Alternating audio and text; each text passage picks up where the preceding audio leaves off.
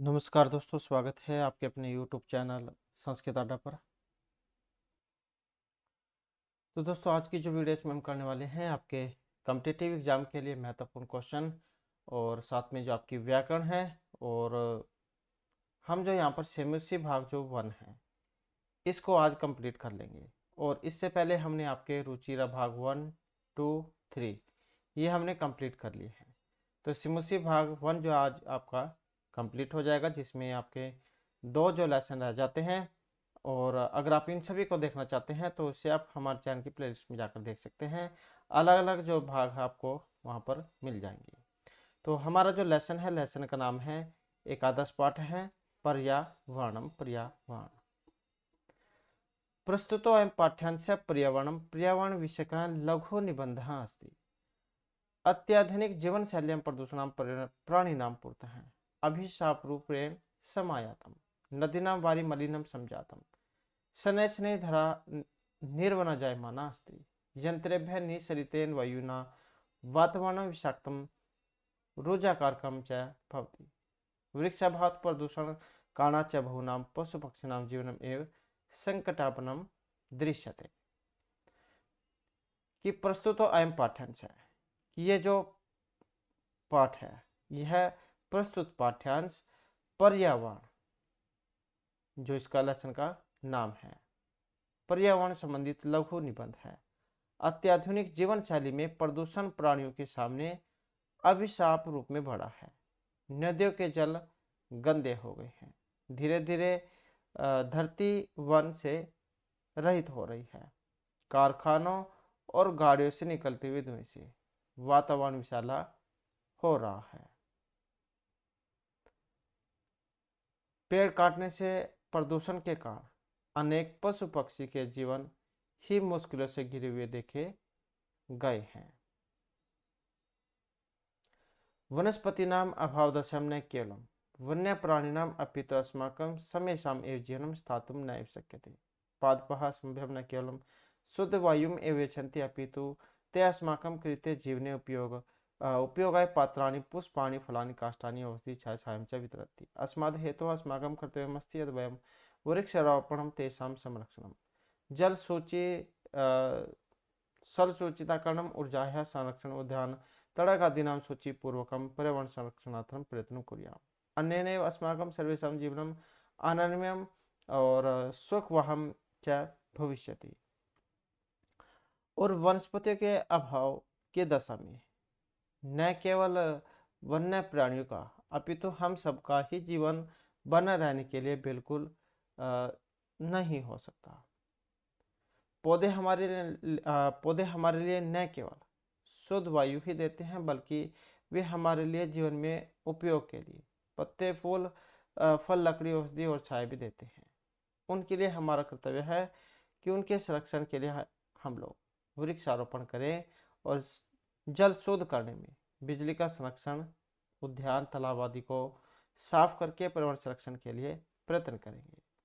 तो इस प्रकार ही हम सभी का जीवन आनंदमय और सुखी होगा। तो यहाँ पर जो लेसन है इसमें पर्यावरण के बारे में ही बताया गया है कि कैसे आप अपने जो वातावरण है उसको शुद्ध रख सकते हैं या उसको रखने के लिए हमें क्या क्या यहाँ पर किया जाना चाहिए। पेड़ पौधे जो होते हैं इनसे कितनी बहुमूल्य वस्तुएं जड़ी बूटियाँ ये सभी हमें प्राप्त होती हैं।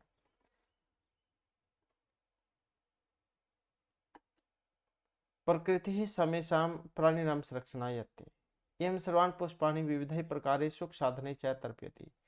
पृथ्वी जलम तेज वायु आकाश च प्रमुखानि तत्वानि तानि एव मिलित्वा पृथक्तया अस्माकं पर्यावरणं रचन्ति। ये मिलित्वा जः कत्वा प्रत्यय में है। आवृते प्रीतः सीमन्तात् लोकयानेन इति पर्यावरणं यथा अजात शिशुः मातृगर्भे सुरक्षितः तिष्ठति तथैव मानवः पर्यावरण कुक्षौ। कि जैसे नवजात बच्चा जो होता है अपनी माता के गर्भ में सुरक्षित रहता है, तो इसी प्रकार से जो हम पर्यावरण के अंदर जाए सुरक्षित रहते हैं। परिष्कृतम प्रदूषण रहितम च पर्यावरण अस्म्यहं संसारिकम जीवन सुखम सद्विचारम सत्य संकल्पम मांगलिक सामग्रीम च प्रददाति। प्रकृति कोपयि आतंकिते जनः किं कर्तुं प्रभवति। जलपलावनै अग्निभय भूकंपै वाति चक्रै उल्कापातादिभिः च संतपस्य मानवस्य कौ मंगलम। कि प्रकृति बराबर से प्राणियों के संरक्षण के लिए प्रयास करती है और यह सबका अनेक प्रकार से पोषण और सुख साधनों से संतुष्ट करती है। पृथ्वी, जल, तेज, वायु और आकाश इसके प्रमुख तत्व हैं। वही मिलकर या अलग से हमारा पर्यावरण रचते हैं। इनसे संसार चारों तरफ से हर जगह ढका हुआ है। जैसे अजन्मा शिशु माँ के पेट में सुरक्षित रहता है, वैसे ही मानव पर्यावरण के गर्भ में सुरक्षित रहता है। स्वच्छ और प्रदूषण रहित पर्यावरण हमारे लिए संसारिक जीवन सुख, सुंदर विचार, सत्य संकल्प और मांगलिक सामग्री देता है। प्रकृति के गुस्से से आंतरिक मानव क्या कर सकता है? बाढ़ से, अग्नि से, भूकंप से, वावंडरों से और उल्कापात आदि से दुखी मानव का कल्याण कहाँ है? अतएव अस्माभिः प्रकृति रक्षणीया तेन च पर्यावरण रक्षितम भविष्यति। ये आपका लिटिल कार में है। प्राचीन काले लोक मंगल शासनम ऋषियो वने निवसन्ति स्म यतो हि वने सुरक्षितम पर्यावरणम उपलभ्यते स्म तत्र वेद भेगा कल कुजनई श्रोत्रशनम दत्ति। अतएव अस्माभिः प्रकृति रक्षणीया, इसलिए हमारे द्वारा प्रकृति की रक्षा की जानी चाहिए और उससे पर्यावरण सुरक्षित होगा। प्राचीन समय में संसार कल्याण को चाहने वाले ऋषि वन में रखते थे। अरण्यक आपने पढ़े होंगे, तो अरण्यक ये इनका नाम तभी पड़ा था क्योंकि ये जंगल में लिखे गए थे। पहले जो ऋषि मुनि होते थे वो शहर से, गांव के माहौल से वो दूर जो है जंगल में जाकर तपस्या करते थे, क्योंकि वहीं पर जो है शांत माहौल होता है, क्योंकि जंगल में ही सुरक्षित पर्यावरण उपलब्ध था। वहाँ अनेक प्रकार के पक्षी कानों को अच्छे लगने वाले कलरव देते हैं। ये दत्ती जो है ये दाधातु में है, दाधातु डेढ़ में। यहाँ पर ये चित्र भी जहाँ दिखाया गया है, देख सकते हैं आप। श्रीतः गिरि निर्झरा चामृ स्वाधु निर्मलम जलम प्रयच्छन्ति वृक्षा लता फुलानि पुष्पानि ईंधन काष्ठानि च बहुलेन सब उपहरन्ति शीतल मंद सुगंध पवनः औषध कल्पम प्राणवायु वितरन्ति। कि नदियाँ तथा पहाड़ के जाने अमृत जैसा स्वादिष्ट जल स्वच्छ जल देते हैं। पेड़ तथा लताएं फल पुष्प और ईंधन की लकड़ी प्रचुरता से देती हैं। ठंडी, धीरे और सुगंधित वन की हवाएं तथा औषधियाँ कल्प प्राणवायु बिखेरती हैं। वितरन्ति जो ये फैलाने में है।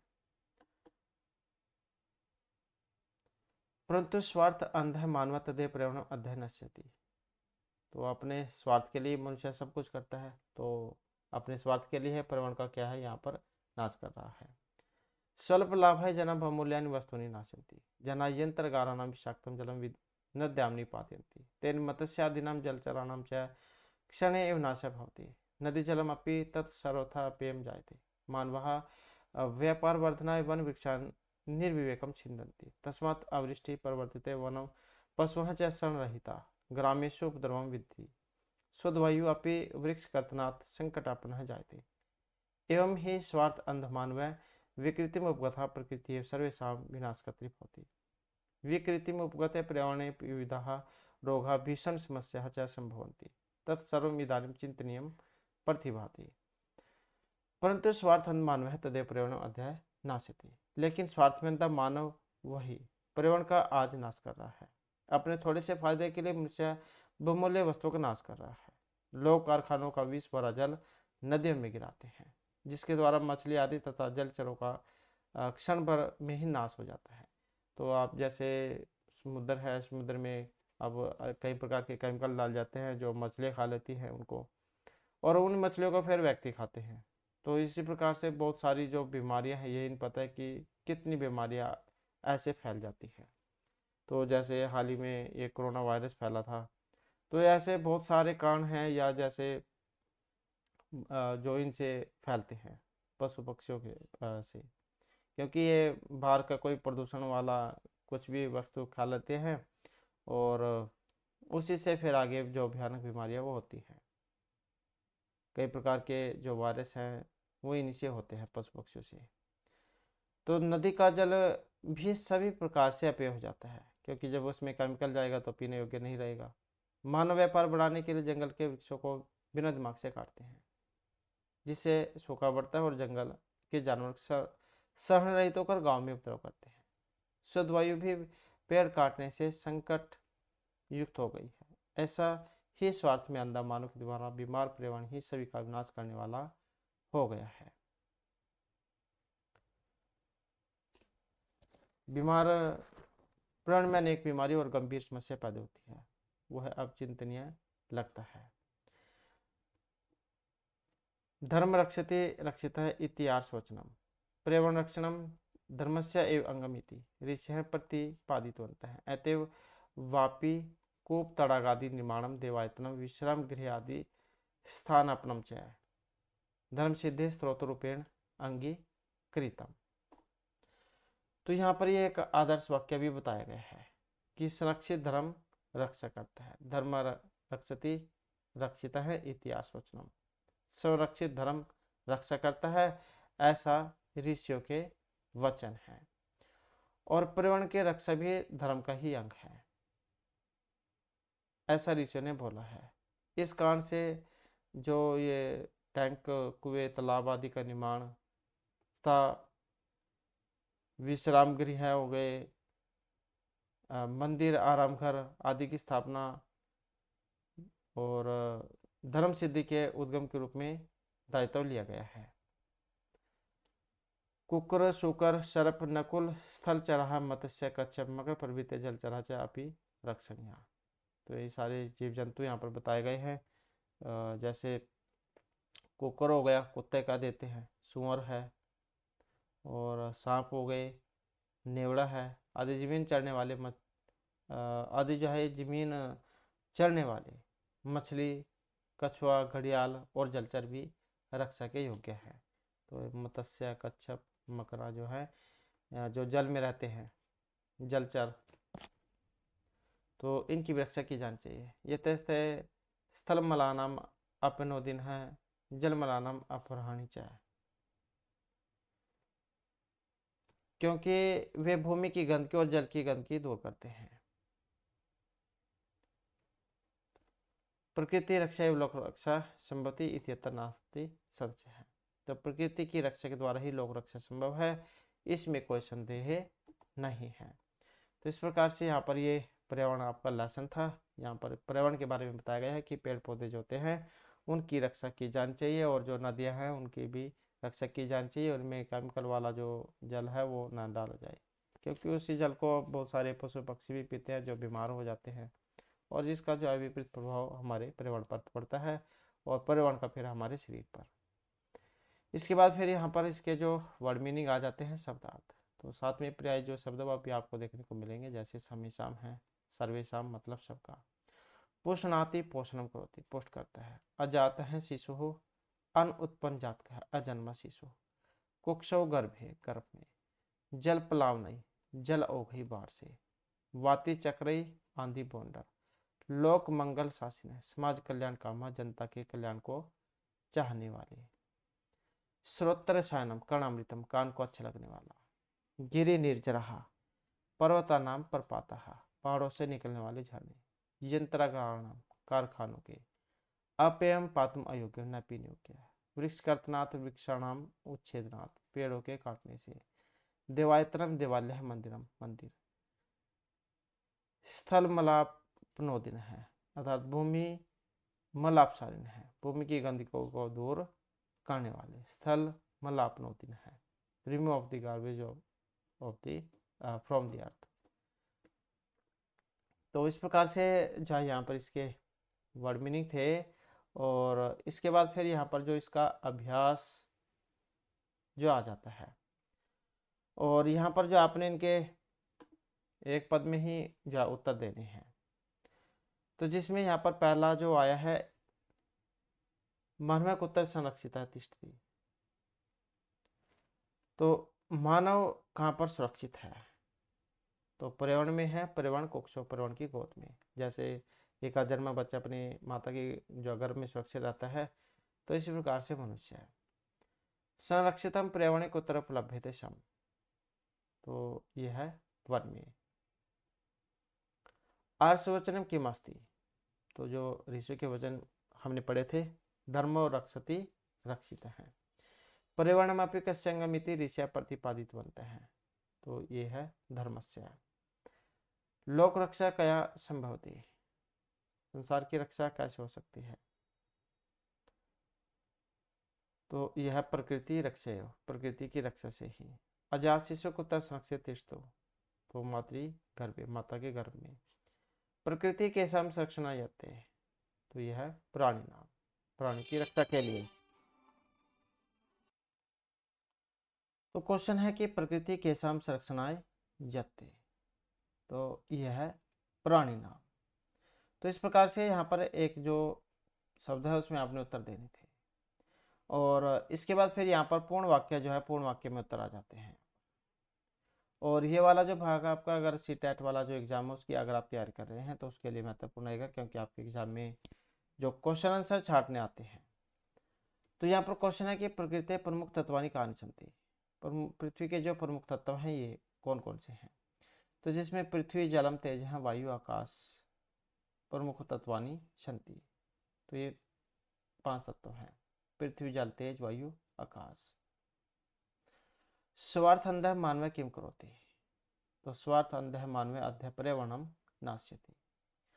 पर्यावरण विकृते जातो किम भवति, तो पर्यावरण विकृते जातो विविध रोगाः भीषण समस्या च भवति। अस्माभिः पर्यावरणस्य रक्षा कथं करणीया, तो अस्माभिः वृक्षारोपणं कृत्वा स्थलचरान् जलचरान् वृक्षान् च रक्षित्वा पर्यावरणस्य रक्षा करणीया। लोक रक्षा कथं संभवति, तो प्रकृति रक्षा एवं लोक रक्षा संभवति। परिष्कृतं पर्यावरणम् अस्म्यं किं किं ददाति, तो परिष्कृतं पर्यावरणम् अस्म्यं सांसारिक जीवनं सुख दुःखं सद्विचारं सत्य संकल्पं मांगलिक सामग्रीं च प्रददाति। उसके बाद आ जाता है यहाँ पर नेक्स्ट पार्ट हमारा क्वेश्चन निर्माण करना, जो एग्जाम की दृष्टि से वेरी वेरी इंपॉर्टेंट है। तो यहाँ पर इसका हल करने का जो सही तरीका तो यही है, जो भी भक्ति आपको इसमें लगी हुई दिखाई दे उसी के अनुसार आपने किम वाला जो रूप है वो चलाना है। तो जैसे वन वृक्ष निर्विवेकम छिदन्ते, तो पेड़ पौधे जो है वन वृक्ष वो बिना बात के उनको काटा जा रहा है। तो किन को काटा जा रहा है, तो क्या जाएगा, क्योंकि ये बहुवचन है तो के आ जाएगा। वृक्ष कर्तना शुद्ध वायु न प्राप्य थे, तो देख सकते हैं यहाँ पर जैसे पंचमी भक्ति में बना है, तो किम वाला रूप पंचमी भक्ति में कौन सा बनेगा, कस्मात बनेगा। प्रकृति जीवन सुखम प्रददाति, प्रकृति ही जीवन सुखम प्रददाति, तो क्या देती है, किम।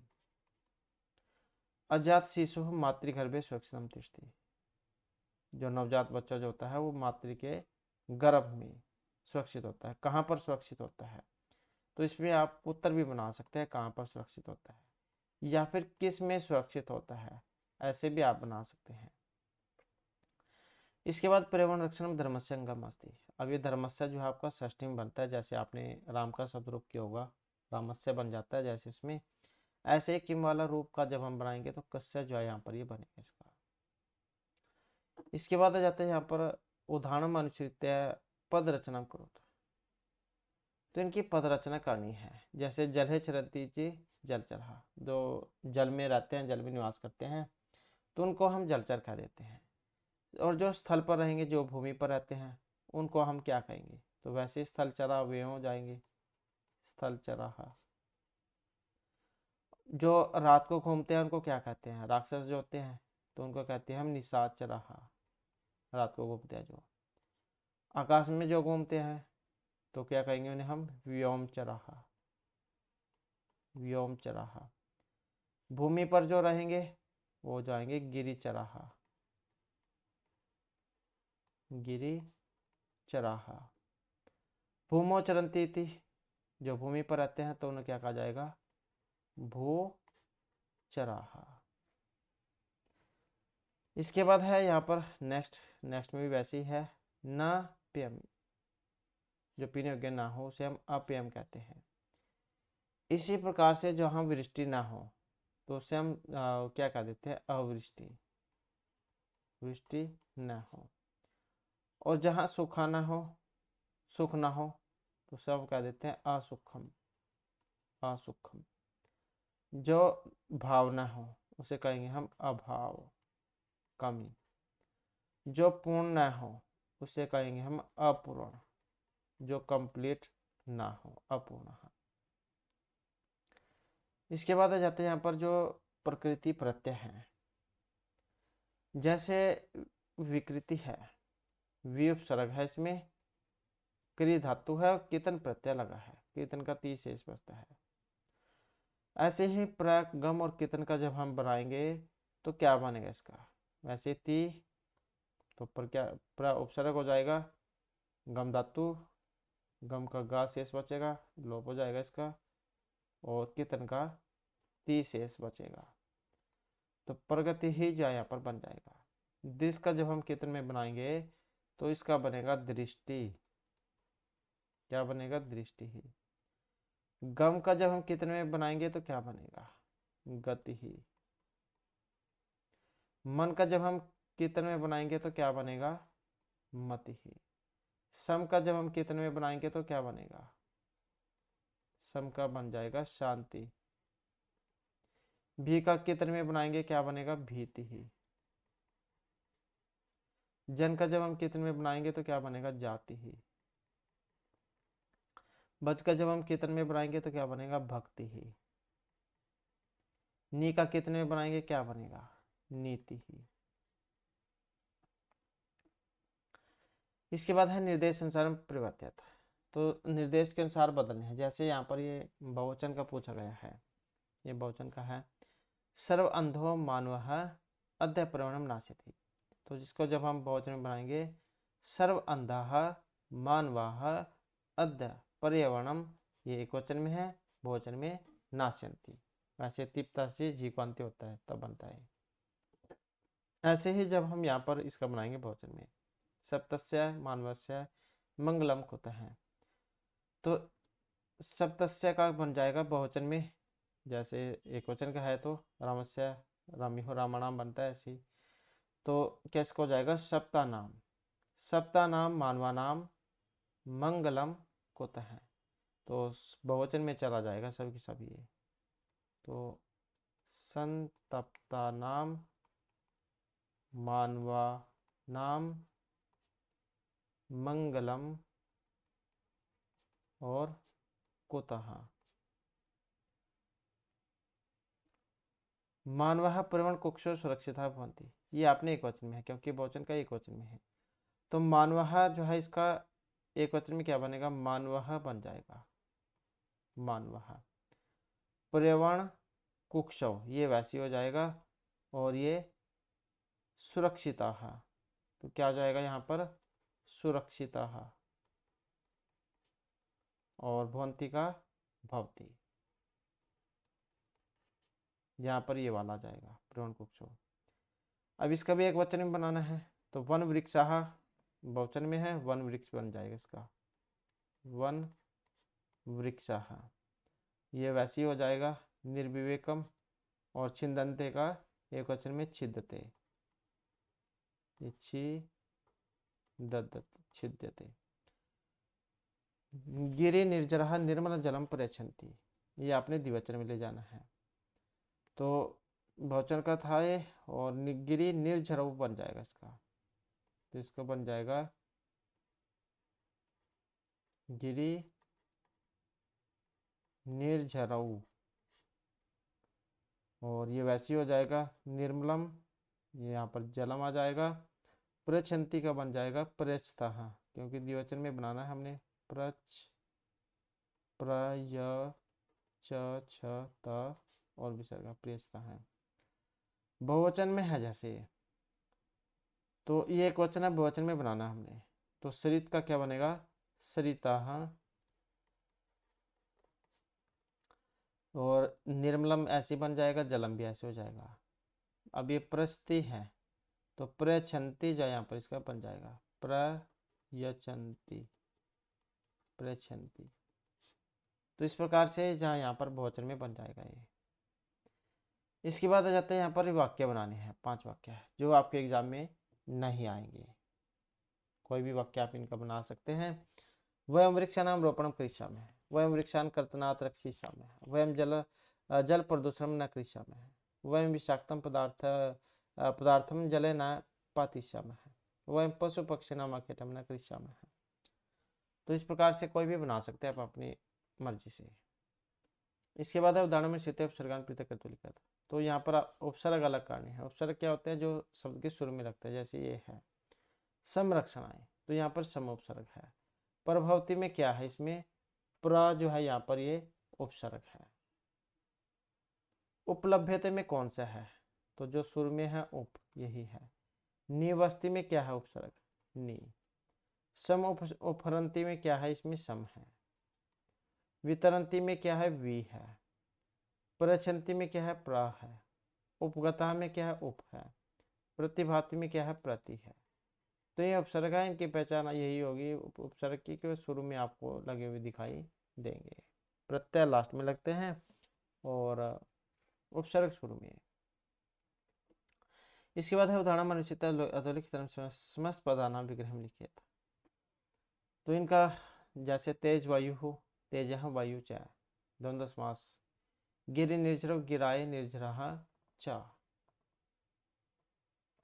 इसी प्रकार से पत्र पुष्प है, पत्रम च पुष्पम च, ये बन जाए इसका पत्रम च और पुष्पम च। लता वृक्ष है, तो द्वंद्व समास लता च और वृक्ष च। पशु पक्षिणों है, पशु च और पक्षी ही च। कीट पतंगा जैसे क्या हो जाएगा, कीट च और पतंग च। तो ऐसे जो ये हो जाएगा कीट च पतंग च। इसके बाद ये इसी के बारे में है लेसन। इसके बाद है निम्नलिखित शब्द युग्मों के भेद, जैसे संकल्प है, सत्संकल्प है। आचार सदाचार है। जन सज्जन है। संगति सत्संगति। मति ही सन्मति ही। और आर्ष वचन ऋषि के द्वारा जो बातें कही जाती है उन्हें हम आर्ष वचन कह देते हैं। पंचतत्व, पंचतत्व में कौन कौन से आ जाते हैं, पृथ्वी जल अग्नि वायु और आकाश। तो यह है पांच तत्व और इनसे हमारा शरीर का निर्माण हुआ है।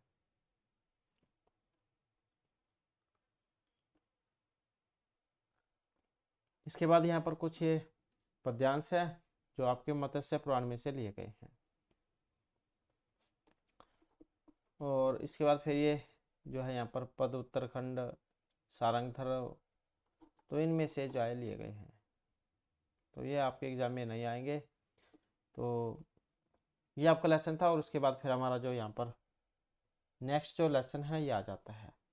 और ये जो लेसन है, लेसन का नाम है वांगमन पुराण स्वरूप है। और यहाँ पर जो ये भी लेसन एग्जाम की दृष्टि से महत्वपूर्ण जा रहेगा।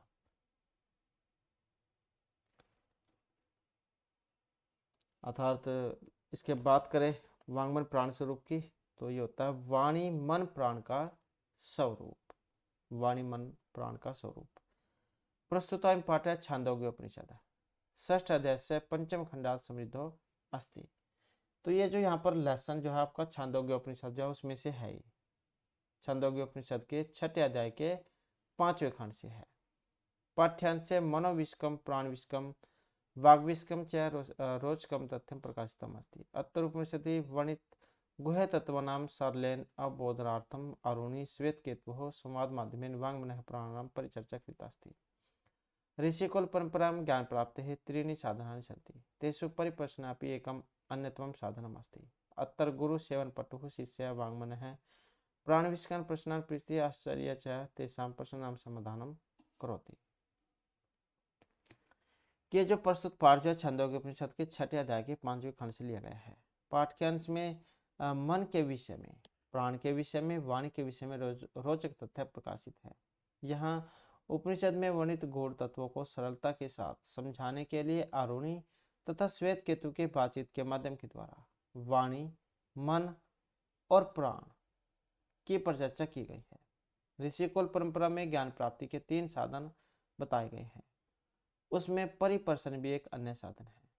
यहाँ गुरु सेवन में लीन शिष्य वाणी, मन और प्राण संबंध में प्रश्न पूछते हैं। तो क्या है यहाँ पर जो क्वेश्चन जो है क्वेश्चनों को पूछा गया है इसमें।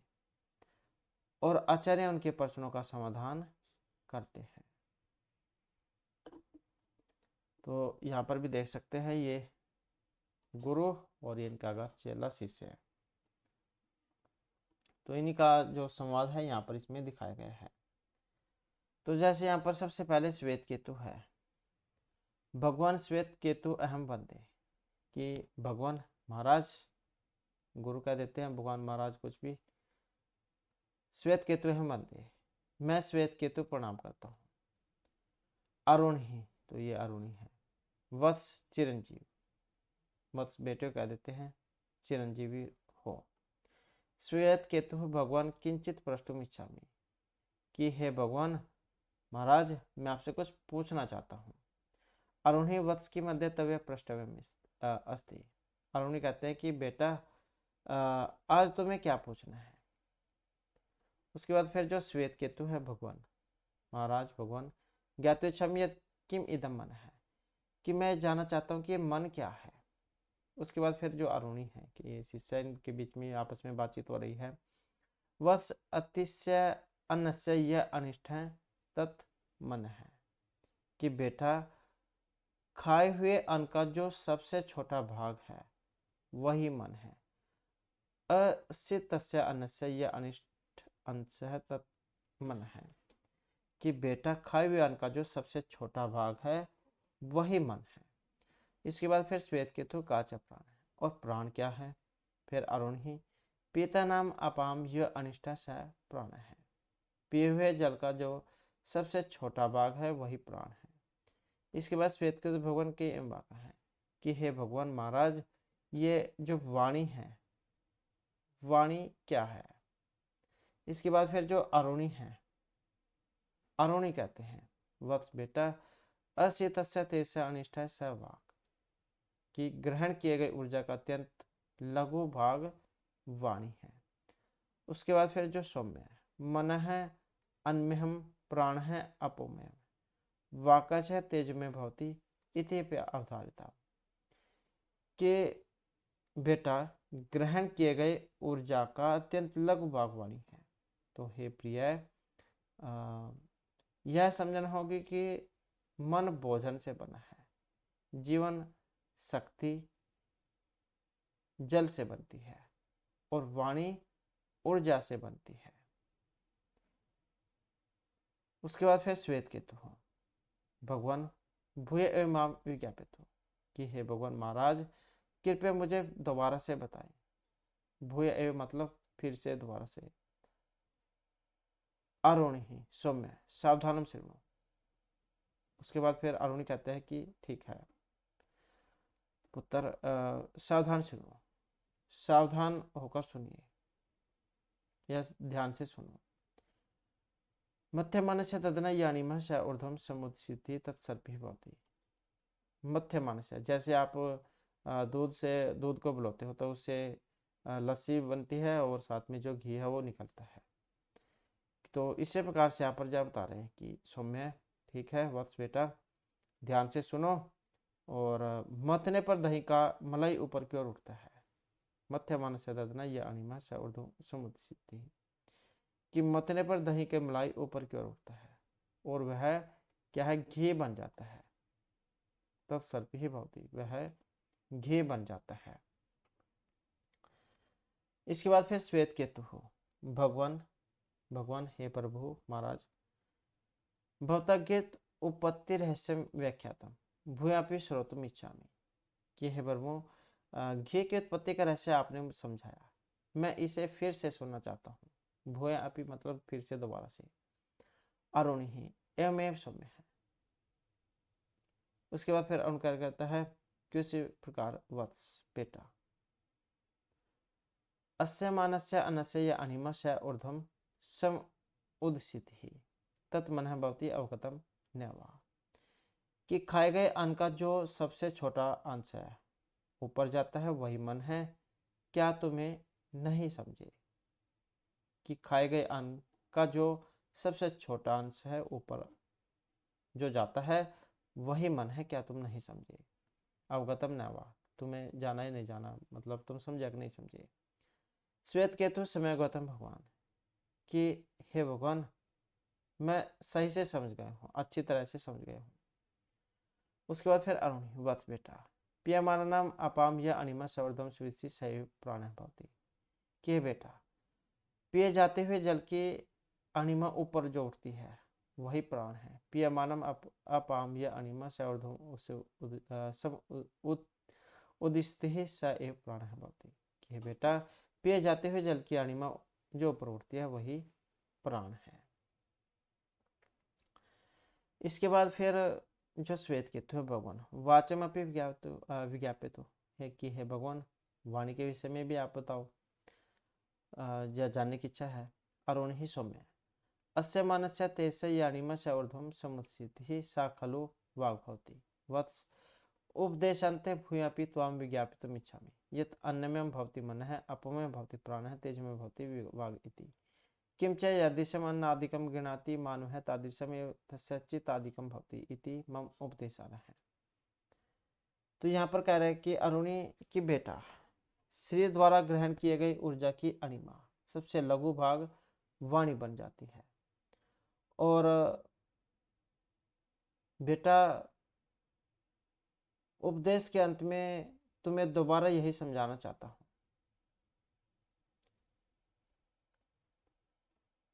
कि बेटा उपदेश के अंत में तुम्हें यही समझाना चाहता हूँ कि अन्न में मन होता है, अन्न में मन होता है और अपो में प्राण होते हैं, तेजो में वाणी होती है और इनके अलावा और ज्यादा क्या मेरे उपदेश का सारांश यही है।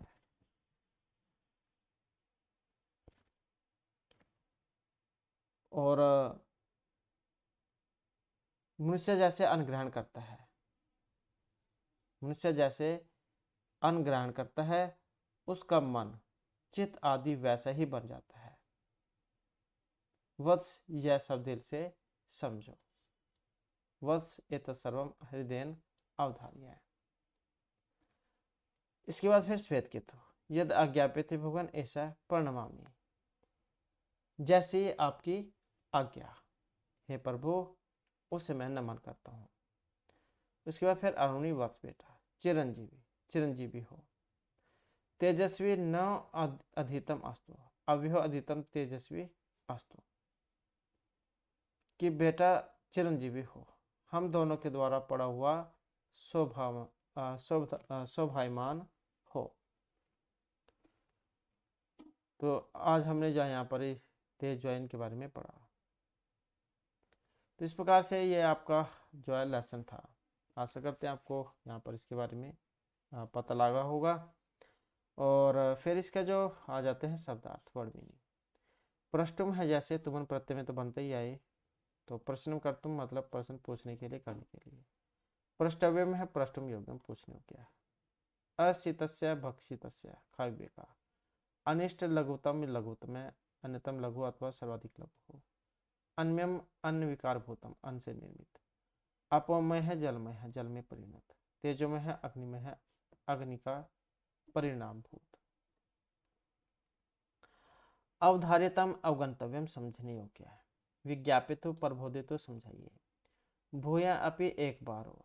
समुदसिति ही सम उत्तिष्ठति ऊपर उठता है। समुदाति सम उछलती। सर्प ही कह देते हैं घृतम को आज जम की।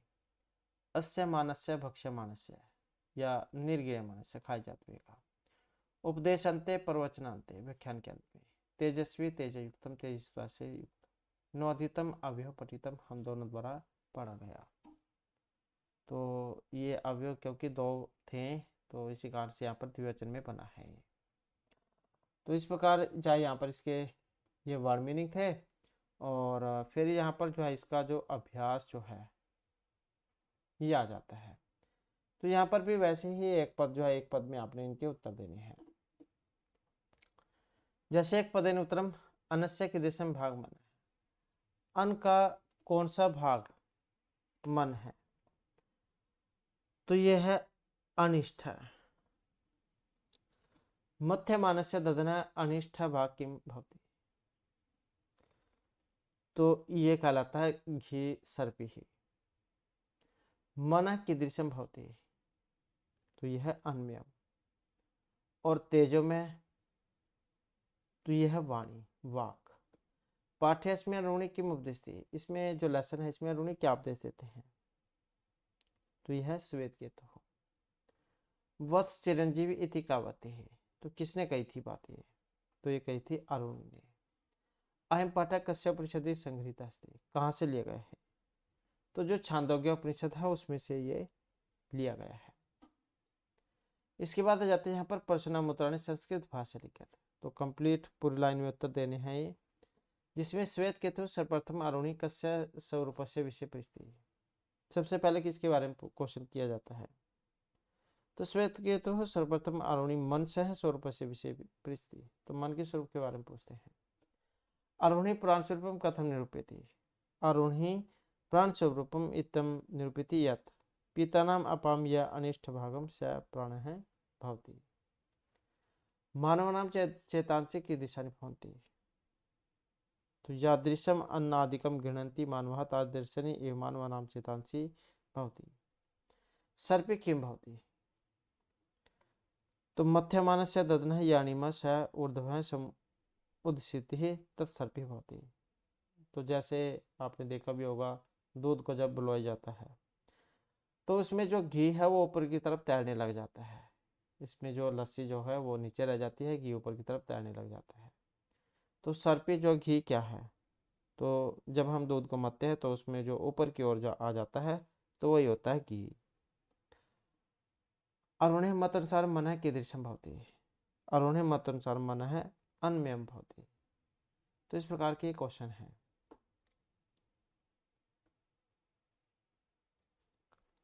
तो यहाँ पर अस्तंभ से पदानी ब स्तंभ दत्ते पदस्य यथोग्यम योज्यते, तो इनका क्या है, यहाँ पर जो हम मिलान करना है, जैसे मन है, मन को क्या माना गया था, अन्मय जो है माना गया था, अन्मयम। और प्राण, प्राण को अपोमय है, और वाक इसको तेजोमय है। तो इस प्रकार से ये मिलान करने हैं। इसके बाद आ जाते हैं यहाँ पर इनके विलोम विपरीतार्थ उल्टे शब्द बताने हैं। जैसे गरिष्ठ है, तो गरिष्ठ का जब हम उल्टा बनाएंगे तो अनिष्ट बन जाएगा, गरिष्ठ है अनिष्ट है। अध है, अध नीचे, ऊर्ध्वम ऊपर, ऊर्ध्वम। एक वारम भूय अपि, बार बार। अनअधितम अवधितम। किंचित सर्वम, किंचित कुछ को कह देते हैं, सर्वम सभी को कह देते हैं। तो इस प्रकार से जहाँ यहाँ पर ये विलोम होंगे, और इसके बाद फिर आ जाता है प्रत्यय। प्रच और तुमन होने पर प्रष्टुम रूप जैसे बनता है। श्रो और तुमन होने पर क्या बनेगा इसका, तो इसको हो जाएगा श्रोतुम। वंद का तुमन होने पर वंदितुम बन जाएगा। पट का तुमन होने पर पठितुम बन जाएगा। क्रि का तुमन होने पर कर्तुम बन जाएगा। विज्ञा का तुमन होने पर विज्ञातुम बन जाएगा। व्याख्या और तुमन होने पर व्याख्यातुम बन जाएगा, व्याख्यातुम। तो इस प्रकार से जो है यहाँ पर ये सभी सभी तुमन प्रत्यय जो है इसके उदाहरण है, तुमन प्रत्यय के उदाहरण है, ये महत्वपूर्ण जो यहाँ पर हो जाते हैं। इसके बाद आ जाते हैं यहाँ पर जो खालिस्तान है, रिक्स्थान आपने फिल करने हैं। तो जैसे यहाँ पर इच्छ धातु है, लट लकार में इसका रूप आपने बनाना है, कौन सा बनेगा। और अहम है ये आप याद रखिएगा, क्योंकि उत्तम एक वचन का है, तो इसके साथ क्रिया भी उत्तम वाली ही आपने लगानी होगी। तो उत्तम में बन जाएगा इच्छामि। भू का जब हम लट में बनाएंगे तो कौन सा बनेगा, अब एक वचन वाला ही है, तो क्या बनेगा इसका, तो ये बन जाएगा उपदेश्यामी। तो ये भू है, जैसे भू धातु और लट लकार में बनाना था तो भवती रूप बनता है इसका, ये वाला भवती। और शुरू का लोट लकार होने पर कौन सा बनेगा? तो शुरू का बनेगा श्रुणु, सुनो। जहाँ पर किसी को आज्ञा दी जाती है तो वहाँ पर चलता है श्रुणु। और अस का जब हम लोट लकार में बनाएंगे तो इसका क्या बनेगा? तो ये हो जाएगा अस्तु। अस का जब हम लंग में बनाएंगे तो क्या बनेगा? तो ये हो जाएगा आसीत। आसीत आस्ताम आसन। तो इस प्रकार से जो है यहाँ बन जाएगा। इसका इच्छामी हो जाएगा, भू का भवती हो जाएगा, लो शुरू का सुणु हो जाएगा, और ये अस का अस्तु हो जाएगा, और अस का लंग में आसीत। आसीत आस्ताम आसन। इसके बाद है उदाहरण में स्थित वाक्य निश्चित। तो इनका वाक्य बनाना है। जैसे अहम सर्वदेशम सेवितुम इच्छामि। तो ये मतलब ये शब्द आना चाहिए बीच में। इसी प्रकार से यहाँ पर उपदेशामी का जब हम बनाएंगे तो अहम छात्रम उपदिशामी। और इसी प्रकार से हम गुरुम प्रणमामि। अहम शिष्यम गंतुम आज्ञापयामि। अहम गुरुम प्रश्न पृच्छामि। अहम अधुना सत्यम अवगच्छामि। तो इस प्रकार से जो आप कोई भी यहाँ पर वाक्य बना सकते हैं। आपके एग्जाम में आएगा, इनमें से सही गलत को देखना। इसके बाद आ जाता है यहाँ पर संधि। संधि करनी है। जैसे अतिशय साथ में अनस्य। तो जब हम इसका संधि बनाएंगे तो क्या बनेगा? तो ये हो जाएगा असितस्य, और ये दीर्घ में बन जाएगा आ और आ वाला, असितस्य और अनस्य, दीर्घ संधि में। इति अपि और अवधारितम। तो ये यण संधि वाला बनेगा इसमें। तो ई को या हो जाएगा। तो ई को या होने पर इत्या बन जाएगा, इत्यापि। और ये यहाँ पर भी ई है, ई को या हो जाएगा, इत्य अप्य। और यहाँ पर भी वैसे दीर्घ संधि में बन जाएगा अवधार्यम। का अयम यम होने पर क्या बनेगा? केयम या बन जाएगा केयम। नौ का जब हम अधितम में बनाएंगे तो क्या बनेगा? अव को आव हो जाता है। आव होने पर आवधीतम जाय बन जाएगा। और भवती का इति होने पर वैसे ही को या हो जाएगा। तो भव तो भवित्यति बन जाता है।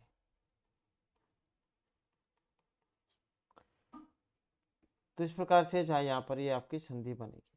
इसके बाद आ जाता है यहाँ पर स्थूल पदान्वित प्रश्न निर्माण करो। तो क्वेश्चन निर्माण करना है। तो वैसे ही सेम विभक्ति आपने लगानी है यहाँ पर। तो जैसे यहाँ पर आया है इसमें मध्यमानस्य, मध्यमानस्य ददन है अणिमा ऊर्ध्वम समिष्यति। तो क्या जाएगा? कीदृशस्य कीदृशस्य जा यहाँ पर इसका बन जाएगा। तो बन जाएगा कीदृशस्य। भवता है जैसे यहाँ पर, तो भवता गिरत उपत्ति रहस्य में ख्यातम। तो इसको हो जाएगा के। अरुणोपगम में श्वेत केतु अभिवादित है, श्वेत केतु हो। तो क्या जाएगा? कहा। नाम है कौन। वाक विषय तो हो जाएगा किम। श्वेत केतु क्या पूछते हैं?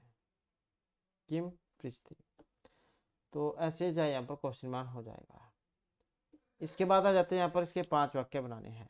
तो 5 वाक्य तो जो आपके एग्जाम में नहीं आएंगे। इसके बाद आ जाता है जो ये लेसन है इसके बारे में है। यह पाठ छांदोग्य उपनिषद के 6ठे अध्याय के 5वें खंड पर आधारित है। इसमें मन प्राण तथा वाणी के संदर्भ में रोचक विवरण प्रस्तुत किया गया है। उपनिषद के गौड़ प्रसंग को बोधगम्य बनाने के उद्देश्य से अरुणी श्वेत केतु के समाध के रूप में प्रस्तुत किया गया है। आर्ष परंपरा में ज्ञान प्राप्ति के 3 उपाय बताए गए हैं, जिनमें परिप्रश्न भी है।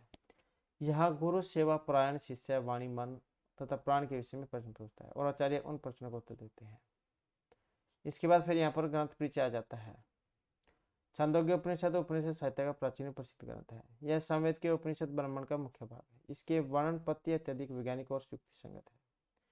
इसमें आत्म ज्ञान के साथ साथ उपयोगी कार्यों और उपासनाओं का सम्यक वर्णन हुआ है। छांदोग्य उपनिषद 8 अध्याय में बटा हुआ है और उसके 6ठे अध्याय में तत्त्वमसि का विस्तार प्राप्त हमें होता है, वह तुम ही हो। इसके बाद फिर ये लेसन की हिंदी है यहाँ पर इसमें बताई गई है। और उन्हें अपने पुत्र श्वेत केतु को उपदेश देते हैं कि खाए हुआ अन्न 3 प्रकार का होता है। उसका स्थिरतम भाग मल, मध्यम मांस और सबसे लघु मन है। पिया हुआ जल के भी 3 प्रकार है। उसका सविष्ट भाग मूत्र, मध्यस्थ भाग लोहित रक्त होता है और अनिष्ट भाग प्राण होता है। अनिष्ट भाग प्राण। भोजन से प्राप्त तेज भी 3 है। उसका सत्विष्ट भाग अस्थि, मध्यस्थ भाग चर्बी और जो लघु भाग में वाणी होती है। जो खाया जाता है वह अन्न है। अन्न ही निश्चित रूप से मन है। न्याय और सत्य से अर्जित किया हुआ अन्न सात्विक होता है। उसे खाने से भी मन भी सात्विक होता है। दूषित भावना और अन्याय से अर्जित अन्न तामस होता है। कथ्य का सारांश यह है कि सात्विक भोजन से मन सात्विक होता है, राजसी भोजन से मन राजस और तामस भोजन से मन की प्रीति भी तामसी हो जाती है। इस संसार में जल ही जीवन है और प्राण जल में होते हैं। तैल घृत आदि के भक्षण से वाणी विष्ट होती है। भाषण आदि कार्य में सामर्थ्य वृद्धि करती है, इसलिए वाणी को तेज में कहा गया है। छंदोग्य उपनिषद के अनुसार मन अन्न में है, प्राण जल में और वाणी तेजोमय है। इसके बाद फिर यहाँ पर ये कुछ प्रत्यय हैं, इनके बारे में बताया गया है। शांति में जब हम मैट प्रत्यय जोड़ेंगे तो पुल्लिंग में शांति में है और स्त्रीलिंग में ये ई जुड़ जाएगी शांति में। आनंद और मैट वन पर आनंद में है, आनंद में। सुख मैट वन पर सुख में, सुख में। तेज मैट वन पर तेजोमय है और तेजोमय रूप बनेंगे। इसी प्रकार से मैट प्रत्यय का प्रयोग विकार अर्थ में भी होता है। जैसे मृत और मैट मृण में है, स्वर्ण मैट स्वर्ण में है, लोह मैट लोह में है और ये स्त्रीलिंग में है। मृणमयी, स्वर्णमयी, लोहमयी। जल का जीवन कहा गया है, जीवित लोकांचलम। यह पंचभूतों के अंतर्गत भूत विशेष इसकी पर्यायवाची शब्द है। वारी, पानीयम, उदकम, उदम, सलीलम, तोयम, नीरम, अम्बु, अम्बस, पैस आदि कहे गए हैं। और यहाँ पर एक श्लोक जो है इसके माध्यम से भी बताया गया है। पानीयम प्राणी नाम प्राण है तदायतम ही जीवनम, तोयम भावे पिपासता क्षणात प्राणे मुच्यते। तो व्यक्ति जो होता है वो अन्न के बिना तो कुछ दिन रह सकता है, लेकिन जो ये आपके जल जो है इसके बिना नहीं रह सकता। तो इस प्रकार से जो हमारी जो बुक है ये कंप्लीट हो चुकी है। नेक्स्ट वीडियो की इसमें आपकी नई जो बुक है उसको हम शुरू करेंगे। और दोस्तों हमारे साथ अंत बनाने के लिए धन्यवाद।